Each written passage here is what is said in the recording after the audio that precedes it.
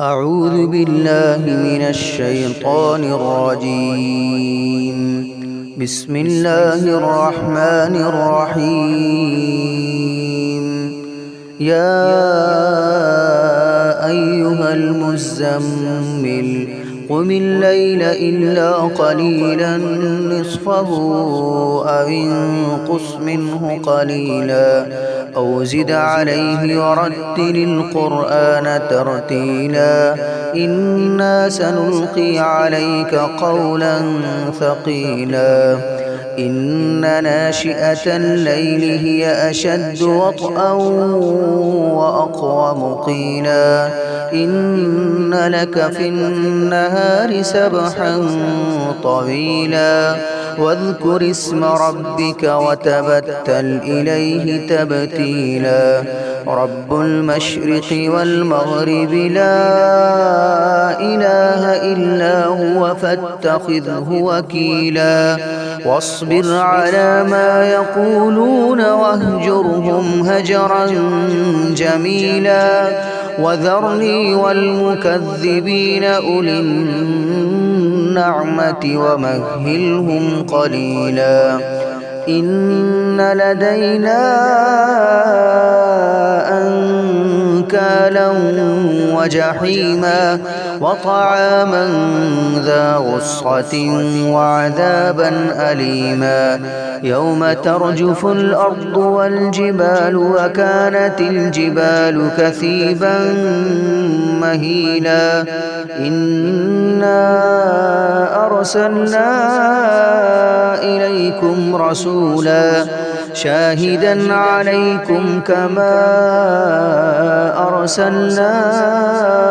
إلى فرعون رسولا فعصى فرعون الرسول فأخذناه أخذا وبيلا فكيف تتقون إن كفرتم يوما يجعل الولدان شيبا السماء منفطر به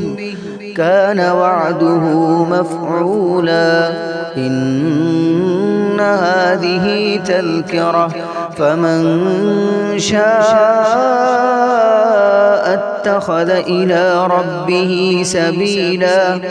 إن ربك يعلم أنك تقوم أدنى من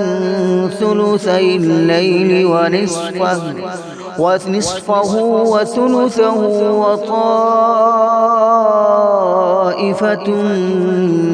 من الذين معك والله يقدر الليل والنهار علم أن لن تحصوه فتاب عليكم فاقرؤوا ما تيسر من القرآن علم أن سيكون منكم مرضى وآخرون يضربون في الأرض يبتغون من فضل الله وآخرون يقاتلون في سبيل الله فاقرؤوا ما تيسر منه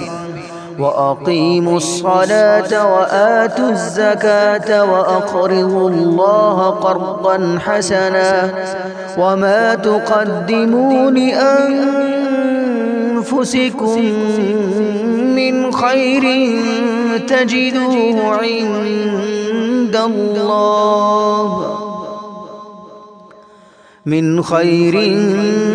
تجدوه عند الله هو خيرا